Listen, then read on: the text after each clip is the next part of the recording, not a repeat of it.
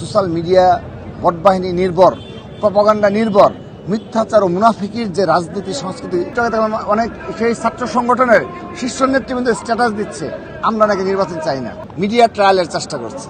আমি একটু আগে একজন আমাকে একটা ভিডিও দেখালো যে আমি একজনকে জাস্ট চুপ করতে বলছি, যে নিবৃত্ত, যে সাউন্ডের মাঝে তুমি চুপ করো, এটা দেখলাম যে একটু আগে ভাইরাল করা হয়েছে। এই ধরনের বাংলাদেশে এই ধরনের মিডিয়া ট্রায়াল এবং সোশ্যাল মিডিয়ার যে সোশ্যাল মিডিয়া ভোটবাহিনী নির্ভর, প্রপাগান্ডা নির্ভর, মিথ্যাচার ও মুনাফিকির যে রাজনীতি সংস্কৃতি গড়ে তোলা হয়েছে তার প্রভাব কিন্তু ক্যাম্পাসগুলোতে এবং তরুণ প্রজন্মের মাঝে বিভ্রান্ত করা হয়েছে। আপনি দেখেন বেশ কিছু ইউটিউবার রয়েছে যাদের ফলোয়ার্স দেখবেন এবং যাদের ভিডিও এই তরুণ প্রজন্ম আপনার অবশ্যই বিভ্রান্ত হচ্ছে, কিন্তু এরা কিন্তু প্রাসঙ্গিক ছিল। খুনি হাসিনার আমলে তাদের অনেক অনবদ্য ভূমিকা ছিল। আজকের এই বাংলাদেশকে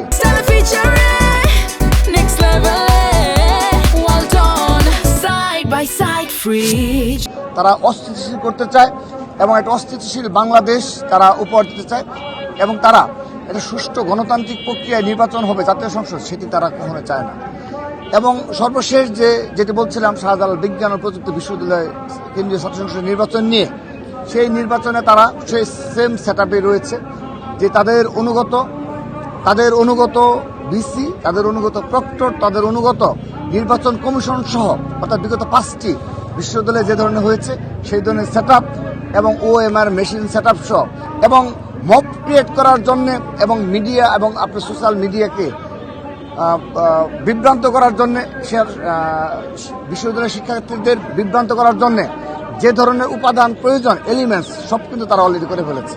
অর্থাৎ 3বার ডেট চেঞ্জ করেছে, 3বার, আমি আপনাদের নিশ্চয়তা দিচ্ছি, 3বারই এই ভবনে যারা প্রবেশ করেছে তাদের প্রত্যক্ষ ইন্ধনে এই 3টি প্রেস রিলিজ এখান থেকে গিয়েছে।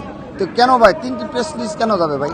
এবং আপনি আবার একটু আগে দেখলাম অনেক সেই ছাত্র সংগঠনের শীর্ষ নেতৃবৃন্দ স্ট্যাটাস দিচ্ছে আমরা নাকি নির্বাচন চাই না।